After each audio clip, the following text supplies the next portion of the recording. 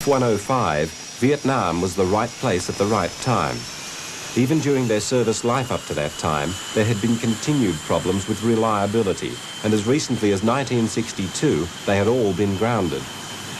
Though those problems had been ironed out, the plague of minor defects and a series of accidents had continued almost up to their first Vietnamese missions.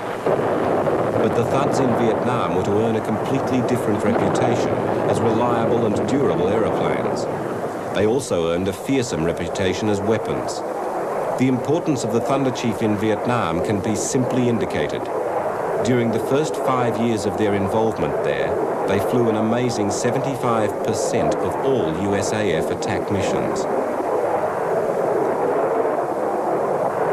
If the skies of Vietnam were full of bombs, it was because thuds put them there.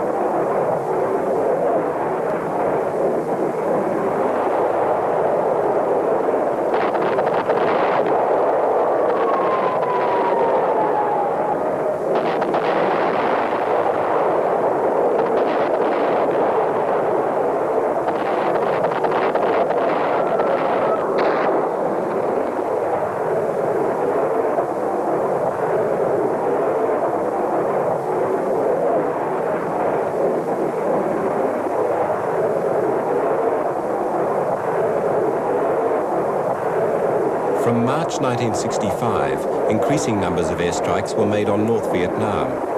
Predominantly directed at communications targets, the raids relied almost entirely on the 𝐓-105s.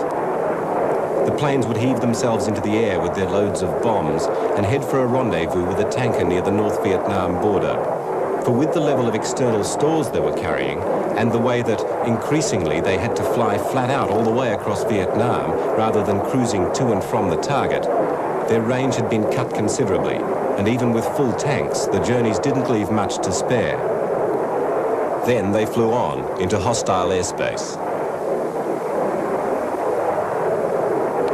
At the beginning of the war, the North Vietnamese had only limited air defences, and the earliest raids were relatively quiet.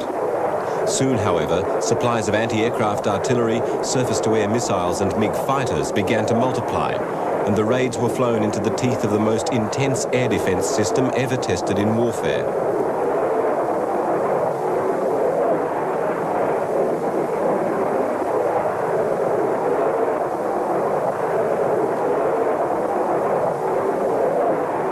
The thuds pounded the enemy bridges and roads, truck parks and military bases, and the Vietnamese fought back ably with very formidable weapons. While the loss ratio on individual raids could not be considered critical, a process of slow attrition that was to halve their number had begun for the Thunder Chiefs. Only 833 were built, and merely 400 were to meet their end in Vietnam.